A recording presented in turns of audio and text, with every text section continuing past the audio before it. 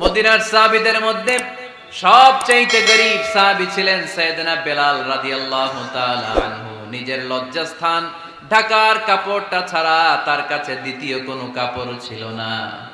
সকালে যদি খাবার পেত, দুপুরে খাবার ছিল না, দুপুরে পেলে রাতের জন্য ছিল না, আজকে খাবার থাকলে কালকে নেই।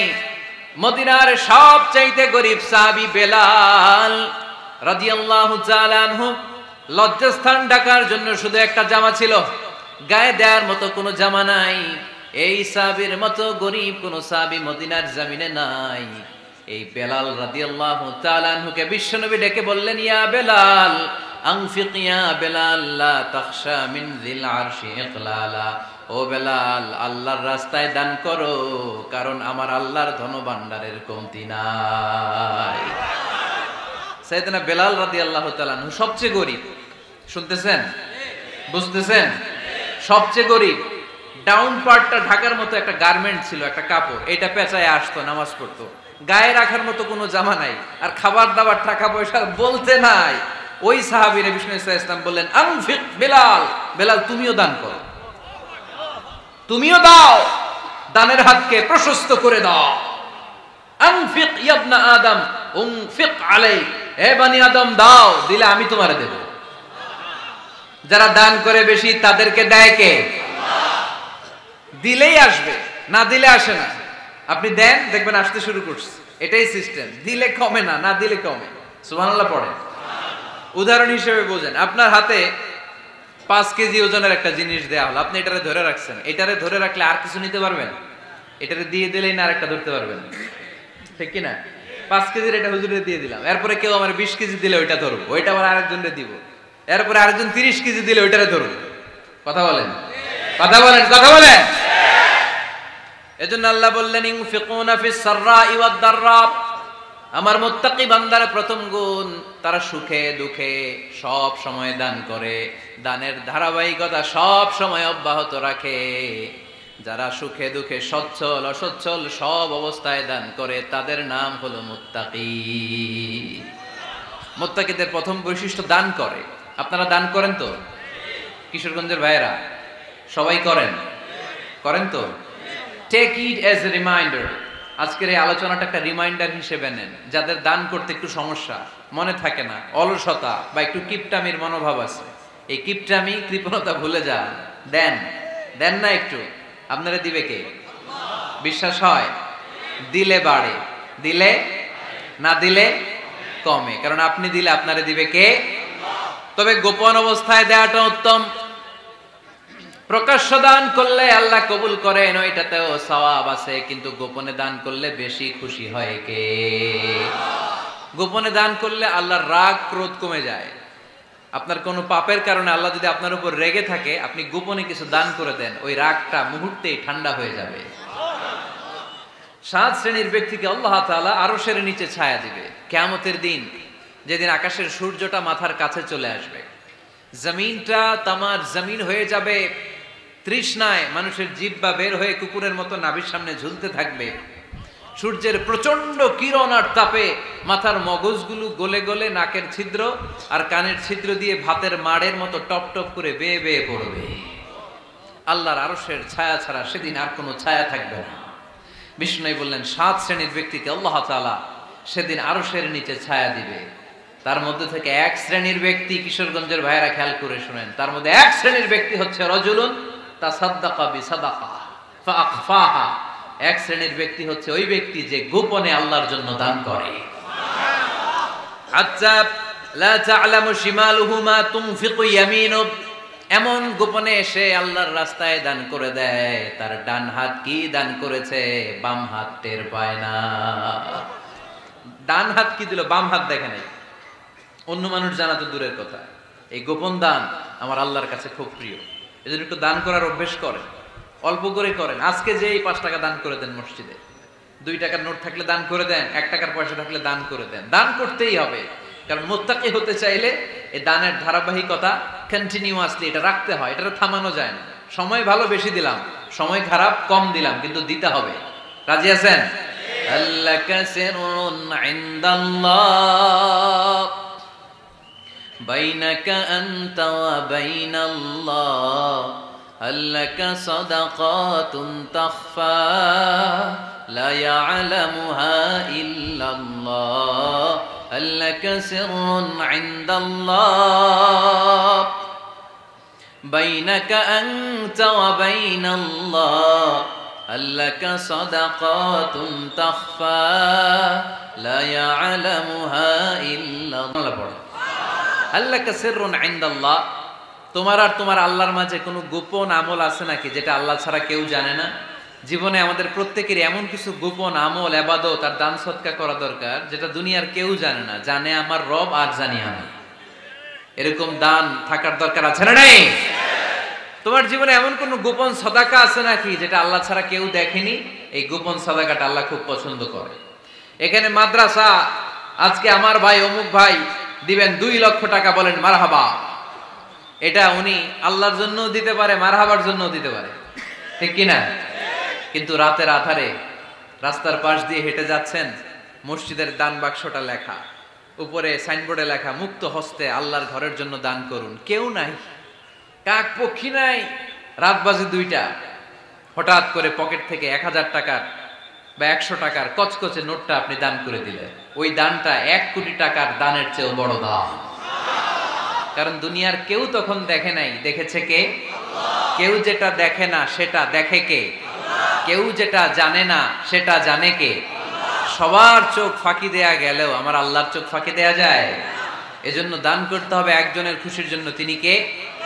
এজন্য রাব্বুল আলামিন বলেন, মাসালুল্লাযীনা ইউনফিকুনা আমওয়ালাহুম ফি সাবিলিল্লাহি কামাসালি হাব্বা أنبتت 7 سنابل في كل سنبلة 100 حبة والله يضاعف لمن يشاء والله واسع عليم। সুবহানাল্লাহ পড়েন। আল্লাহ বললেন, এই যে তোমরা আমার রাস্তায় দান করো, এটার উপমা একটা চারা বীজের মতো। এই চারা বীজ জমিনে গেড়ে দিলে সেখান থেকে 60টা শীষ গজায়, প্রতিটা শীষ থেকে 100টা করে দানা হয়, প্রতিটা শীষে জন্ম নেয় 100 শস্য দানা। সুবহানাল্লাহ। চারা বীজ চিনেন না? মাটিতে ঢুকাই দিলেন, 60টা শীষ গজালো, প্রতিটা শীষে আবার 100টা করে দানা, মোট কটা হইলো? 700টা। এক চারা বীজ থেকে যেমনি 700 দানা গজায়, তেমনি 1 টাকা দান করলে এরকম 700 গুণ সওয়াব আপনার আমলনামায় ঢুকাই দিবে কে? যারা দুনিয়ার বুকে প্রকাশ্যে গোপনে দান করত, সচ্ছল আর অসচ্ছল অবস্থায় দান করত, কিয়ামতের দিন যখন তাদেরকে তাদের আমলনামা দেয়া হবে, আমলনামা দেখে বলবে, আল্লাহ এত সওয়াব দুনিয়ার বুকে আমি করি নাই, অন্য কারো আমলনামা তোমার ফেরেশতারা ভুল করে আমারে দিয়েছে। আল্লাহ এত আমলনামা তো আমি করি নাই, এত নেক কাজ কোত্থেকে আসলো? এটা আমার না, তোমার ফেরেশতারা ভুল করে আরেকজনেরটা গছাই দিছে আমারে। আল্লাহ বলবে, না, আমার ফেরেশতারা ভুল করে না। সুবহানাল্লাহ পড়েন। ফেরেশতারা কখনো ভুল করতে পারে না, এটা তোমারই আমলনামা, আমার আমলনামা, আমি তো এত সওয়াব করি নাই। আল্লাহ বললেন, তুমি যে ওই আমার খুশির জন্য দান করেছো, ওই ছোট্ট দানটাকে আমি বড় করে তোমার আমলনামায় ঢুকাই দিছি। আরো আস্তে কোন সুবহানাল্লাহ। হাদিসে এসেছে, কামা ইউরাব্বি আহাদুকুম ফুলুয়া, তোমরা যেমনি ছাগল পালো, বাছুর পালো, আল্লাহ তাআলা তোমাদের দানটাকে এরকম পেলে পুষে বড় করে। আপনারা কিশোরগঞ্জে গরু পালন কারা দেখি? মাশাআল্লাহ, সবার বাড়িতে গরু। হ্যাঁ, বাড়ি বাড়ি, আপনার বাড়িতেও আছে। তো এই যে গাভী যখন বাচ্চা দেয়, বাছুর হয়, খুশি লাগে না আপনাদের? মালিক কি করে? এটারে খাওয়ায়, খাইয়ে দাইয়ে পেলে পুষে বড় করে না কুরবানির হাটে বিক্রির জন্য। আল্লাহ বললে, তুমি যে ওই ছোট্ট দান করেছো, তোমার এই ছোট্ট দানটা আমিও এটারে খাইয়ে দাইয়ে পেলে পুষে বড় করে উহুদ পাহাড়ের সমান করে তোমার আমলনামায় ঢুকিয়ে দিয়েছি। এজন্য আল্লাহ বললেন, আল্লাযীনা ইউনফিকুনা ফিস সাররাই ওয়াদ দাররা, মুত্তাকিদের প্রথম গুণ সচ্ছল আর অসচ্ছল উভয় অবস্থায় আল্লাহর জন্য তারা দান করে। সুবহানাল্লাহ। তাহলে মুত্তাকিদের প্রথম গুণ, তারা কি করে? জোরে বলেন, সবাই বলেন, আবার বলেন। আপনাদের কষ্ট হচ্ছে? দোয়া করে ফেলি আমরা তো। গলার আওয়াজ এত অল্প কেন? আওয়াজ করে উত্তর দেয়া যাবে? চিল্লায় পড়েন আল্লাহু আকবার। এভাবে উত্তর দিবেন, এভাবে আওয়াজ করে উত্তর দিলে আমি বুঝবো আমার কথা শুনতেছেন, বুঝতেছেন।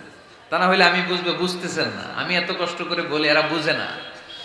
তো মুত্তাকিদের প্রথম গুণ তারা কি করে? আরো জোরে বলেন, কি করে? মুত্তাকিদের 2 নাম্বার গুণ আল্লাহ বললেন ওয়াল কাযিমিনাল গায়জ। মুত্তাকিরা শুধু সুখে দুঃখে সচ্ছল অসচ্ছল অবস্থায় তারা দান করে না। মুত্তাকি বান্দার 2 নাম্বার বৈশিষ্ট্য, তারা রাগকে হজম করে, ক্রোধকে নিয়ন্ত্রণ করে। সুবহানাল্লাহ। মুত্তাকিনরা অল্পতে চটে যায় না, হট টেম্পার্ড না। আমাদের অনেকে আছে হট টেম্পার্ড, কিছু বুঝলেও চেতে, না বুঝলেও চেতে। এরকম চেত আছে নাকি আপনাদের? রাগ রে আপনারা কি বলেন আঞ্চলিক ভাষায়? রাগী বলেন। তো এই যে রাগী মানুষ আছে না, গুসা উঠছে, এই যে গুসা যে উঠে, এটা খুবই স্বাভাবিক। গুসাটা ওঠা সবার ওঠে, এটা কি বলেন? ওঠে না? ওঠে না? আপনাদের মধ্যে থেকে গুসা বেশি ওঠে কার দেখি? আছে তো, রোগী আছে তো অনেক। আল্লাহ আপনাদের গুসাগুলোরে ঠান্ডা করে দেয়, আর ভালো গুসাগুলো যেন আপনারা ইসলামের পক্ষে করতে পারেন। আল্লাহ তৌফিক দান করো। রাগ হবে ইসলামের জন্য।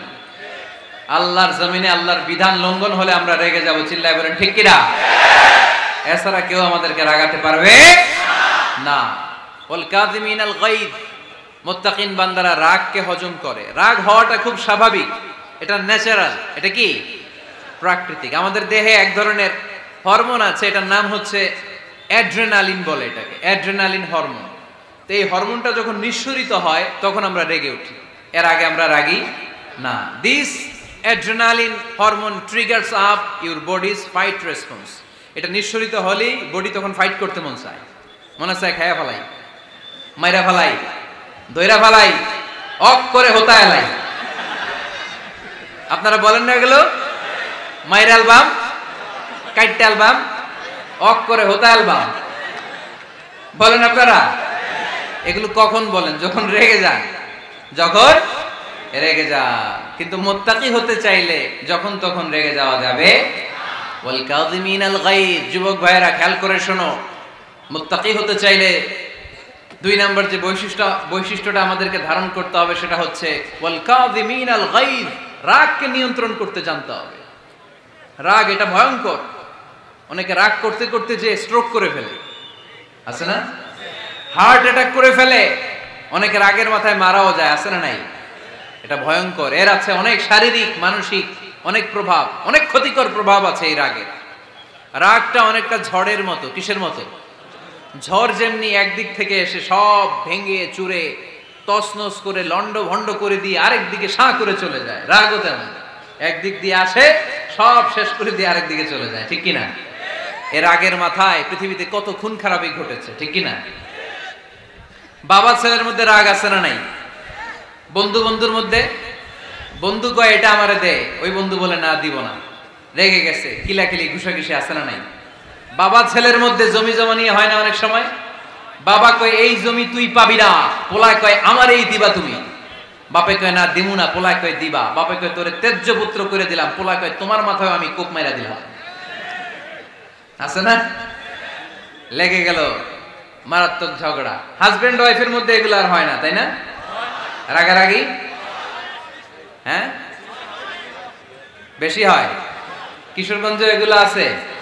আহা, খবরদার, এগুলোকে বাড়তে দেয়া যাবে না। শয়তান খালি গুতায়।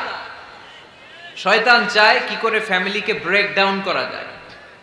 শয়তান একটা আরশের উপর বসে, অন্য শয়তানরা এসে বলে আমি ওজনে কম দেওয়াইছি, কারে কিছুই করস নাই তুই।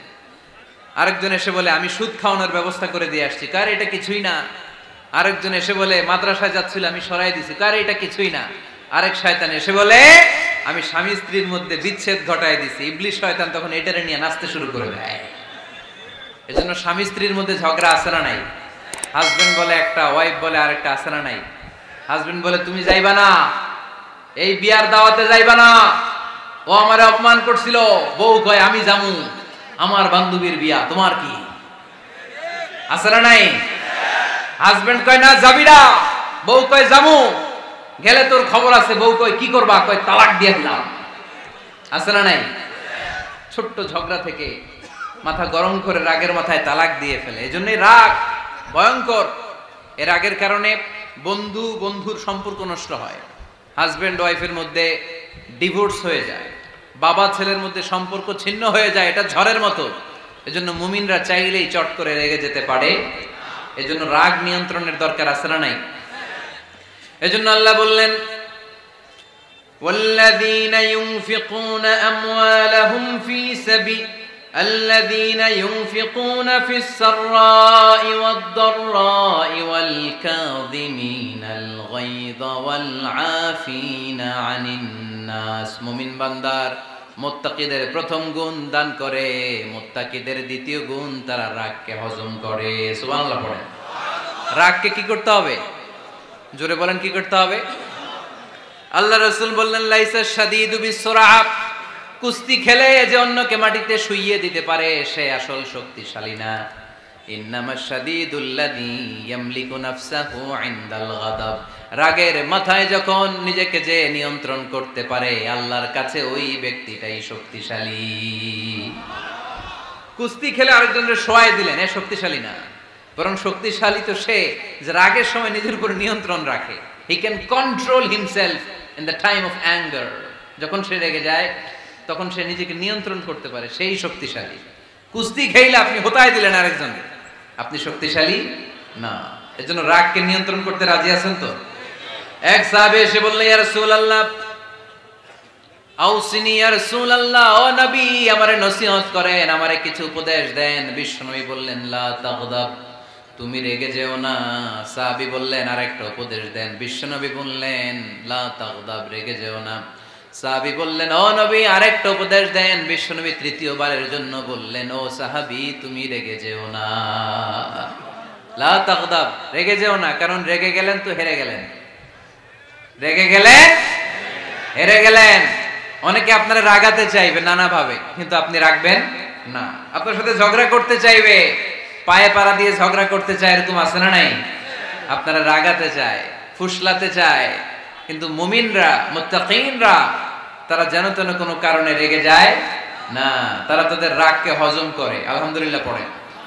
আল্লাহ রাসূল সাল্লাল্লাহু আলাইহি ওয়াসাল্লাম কখনো রাখতেন না, কখনো না। ওনার উপর অনেক অত্যাচার হয়েছে, উনি রাগেন নাই, উনি ক্ষমা করে দিয়েছেন। কি করেছেন?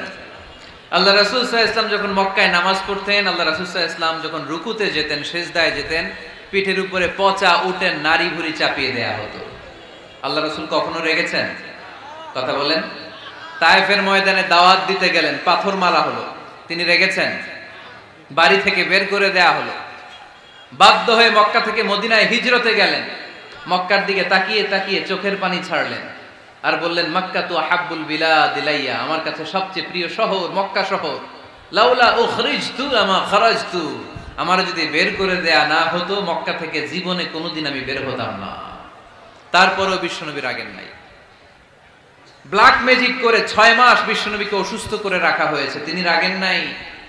আল্লাহ রাসূল সাল্লাল্লাহু আলাইহি ওয়াসাল্লাম একবার উটের উপর চড়ছিলেন, ইন দ্য মিন টাইম এক বেদুইন এসে বিশ্বনবীর গায়ের চাদর ধরে টান দিলেন। হাদিসের বর্ণনাকারী সাইয়েদনা আনাস রাদিয়াল্লাহু তাআলা আনহু, উনি বলেন, কুনতু আমশি মা রাসূলিল্লাহ, আমি একবার রাসূল সাল্লাল্লাহু আলাইহি ওয়াসাল্লামের সাথে হাঁটছিলাম, ওয়া আলাইহি বুরদুন নাজরানি গলিদুল হাশিয়া, আর রাসূল সাল্লাল্লাহু আলাইহি ওয়াসাল্লামের গায়ে ছিল চাদর। কি ছিল? আপনারা আজকে চাদর গায়ে দিয়ে আসছেন? কেউ আসছেন? অনেকে। এই যে আমরা চাদর গায়ে দেই, আমাদের চাদরের এই পাশে মাঝে মাঝে কিছু ডিজাইন করা থাকে না? নাজরান দেশ থেকে নিয়ে আসা বিশ্বনবীর ওই চাদরের এইখানে খসখসে ডিজাইন ছিল। তো আল্লাহ রাসূল যখন চাদর গায়ে দেয়া, ওই বেদুইন যখন চাদর টান দিয়েছে, ওই খসখসে ডিজাইন আল্লাহ রাসূল সাল্লাল্লাহু আলাইহি ওয়াসাল্লামের ঘাড়ের চামড়া ছিঁড়ে ফেলেছে। আসছিল ভিক্ষা করতে, বেদুইন আসছে কি করতে? ভিক্ষা চাওয়ার স্টাইল দেখেন, ভিক্ষা চাওয়ার স্টাইল দেখছেন? আল্লাহ রাসূল সাল্লাল্লাহু আলাইহি ওয়াসাল্লামের চাদর ধরে এমন টান মেরেছে, ওই খসখসে চাদরের দাগ বিষ্ণু সাল্লাল্লাহু আলাইহি ওয়াসাল্লাম ঘাড়ের মধ্যে বসে ঘাড়ের চামড়া ছিঁড়ে গিয়েছে। বিষ্ণু প্রচন্ড ব্যথা পেয়েছেন, কিন্তু কিছুই বলেন নাই। ফালতাফাতা ইলাইহি রাসূলুল্লাহ, আল্লাহ রাসূল তার দিকে তাকালেন, তাকিয়ে সুম্মা দাহিক, ছোট্ট একটা মুচকি হাসি দিলেন, মুচকি হাসি দিলেন। ভিক্ষা করতে আসছে, চাদর ধরে টান মেরা ঘাড়ের চামড়া ছিঁড়ে ফেলছে, আর বলতে শুরু করছে, ইয়া মুহাম্মদ মুরলি মিন মালিল্লাহ, আল্লাহর যে সম্পদ আছে বাইতুল মালের সম্পদ থেকে আমার কিছু দাও, আমার কিছু নাই। আল্লাহ রাসূল সাল্লাল্লাহু আলাইহি ওয়াসাল্লাম ফাদাহিক, একটা মুচকি হাসি দিলেন, দিয়ে সে যা চেয়েছে তার হাতে সেটা উঠিয়ে দিলেন। চিল্লায় পড়েন সুবহান। তার মানে আমার নবী সহজে রাখতেন না। ওনার গায়ের উপর, দেহের উপর অত্যাচার করা হলে বিষ্ণু ইসা ইসলাম কখনো রাগেন নাই। মারা হয়েছে, পাথর মেরে রক্তাক্ত করা হয়েছে, পিটানো হয়েছে, আল্লাহ রাসূল সাল্লাল্লাহু আলাইহি ওয়াসাল্লাম কখনো রাগেন নাই। তবে আল্লাহর জমিনে আল্লাহর বিধান লঙ্ঘিত হওয়া মাত্রই বিষ্ণু ইসা ইসলাম রেগে যেতেন। পড়েন আল্লাহু আকবার। আল্লাহর বিধান লঙ্ঘিত হতে দিতেন না। যেই লোকটা নামাজ পড়া অবস্থায় ওটের পচা নারী বুড়ি চাপিয়ে দিলে রাগেন না, যাকে পাথর মারা হলে রাগেন না, চাদর ধরে টেনে গায়ের চামড়া ছিঁড়ে ফেললে রাগেন না, ওই ব্যক্তিটা আল্লাহর জমিনে আল্লাহর আইনের বিরুদ্ধে কথা বললে রেগে যেতেন। কারণ এটা আল্লাহর আইন। আল্লাহর আইনে সবাই সমান। এখানে উঁচু নিচু, there is no difference between black and white, between upper and lower, between the richer section of the society and poorer section of the society, between the prime minister, between the member of the parliament and the factory worker, rickshaw puller. Everyone is totally equal, 100% equal in the eyes of Quran and Islam. Chilla bolen ঠিক কি না? আল্লাহর চোখে সবাই সমান। ওইখানে প্রধানমন্ত্রী নাই, ওইখানে প্রেসিডেন্ট নাই, ওইখানে এমপি নাই, ওইখানে রিকশাওয়ালা আর প্রধানমন্ত্রী আর প্রেসিডেন্ট এক কাতারে দাঁড়িয়ে আল্লাহর সিজদা দেয়। চিল্লায় বলেন ঠিক কি না? নিজেকে আক্রমণ করা হলে রাখতেন না, কিন্তু আল্লাহর জমিনে আল্লাহর বিধান লঙ্ঘিত হলে আল্লাহ রাসূল রেগে যেতেন। মদিনাতে এক মেয়ে চুরিতে ধরা পড়ল। চুরি করলে কি করতে হয়? আস-সারিকু ওয়াস-সারিকাতু ফাকতাউ আইদিয়াহুমা। বাংলাদেশে হাত কাটে, কি করে? জেলে দেয়। আর কি করে? হ্যাঁ, জরিমানা, জামায়াতর করে না। বিধান হচ্ছে হাত কেটে দাও। If anyone steal something precious, the government, the authority should cut down his right hand. আইনটা কার? বাংলাদেশে এরকম চোর আছে না নাই? দেশের টাকা পাচার করে, আছে না নাই? হাজার হাজার টাকা কুচি কুচি করে বগুড়ার এক পানির মধ্যে, খালের মধ্যে দেখলাম। আহা, জনগণ খেতে পায় না আর মানুষ টাকা কুচি করে জঙ্গলে ফেলে দিয়ে আসে। এগুলো কত বড় টাকা! একটা চোর, ওকে ধরে যদি হাত কেটে টেলিভিশনে প্রচার করে দেয়া হতো, 17 কোটি মানুষ যদি দেখতো, এদেশে আর চোর খুঁজে পাওয়া যেত না। বনু মখজুমিয়া গোত্রের এক নারী চুরিতে ধরা পড়ল। সাহাবীরা যে বললে, ইয়া রাসূলুল্লাহ, অনেক বংশীয় মেয়ে, আপনি হাত কেটে দিয়েন না, মাফ করে দেন। কি করেন? আল্লাহ রাসূল সাল্লাল্লাহু আলাইহি ওয়াসাল্লামের চেহারাটা আগুনের গোলার মতো লাল হয়ে গেল, রেগে গেলেন। আল্লাহ রাসূল বললেন, এত বড় সাহস পেলে কোত্থেকে? এটা আল্লাহর আইন। চিল্লায় বলো, কার আইন? লাউ কানাত ফাতিমাতু বিনতি মুহাম্মদ সারাকাত লাকাতা মুহাম্মাদুন ইয়াদাহা। আরে বনু মখজুমিয়া গোত্রের মেয়ে তো দূরের কথা, আমার কলিজার টুকরা ফাতেমাও যদি চুরিতে ধরা পড়তো, আমি ফাতেমার ডান হাত কেটে দিতে 1 সেকেন্ডও দেরি করতাম না। কারণ বিধানটা কার? এত মাইর দেয়া হলো বিশ্বনবীকে, এত অত্যাচার করা হলো, তিনি রেগে যেতেন না। কিন্তু আল্লাহর জমিনে আল্লাহর বিধান লঙ্ঘিত হলে তিনি রেগে যেতেন। ঠিক কিনা? এজন্য আমাদের রাগটাও হতে হবে এমন, অপ্রয়োজনে আমরা রাখবো না। কিন্তু আল্লাহর জমিনে আল্লাহর বিধান যদি লঙ্ঘিত হয়, দুর্বলের উপর যদি সবলের অত্যাচার হয়, সমাজে যদি বিশৃঙ্খলা তৈরি হয়, তখন মুমিন রাগান্বিত হবে, বজ্র কণ্ঠে গর্জে উঠবে। চিল্লায় বলেন ঠিক কিনা? এছাড়া মুমিন রাগকে নিয়ন্ত্রণ করে। এটা মুত্তাকিদের বৈশিষ্ট্য। আল্লাযীনা ইউনফিকুনা ফিস সাররাই ওয়াদ দাররা। মুত্তাকিনদের প্রথম গুণ, তারা দান করে।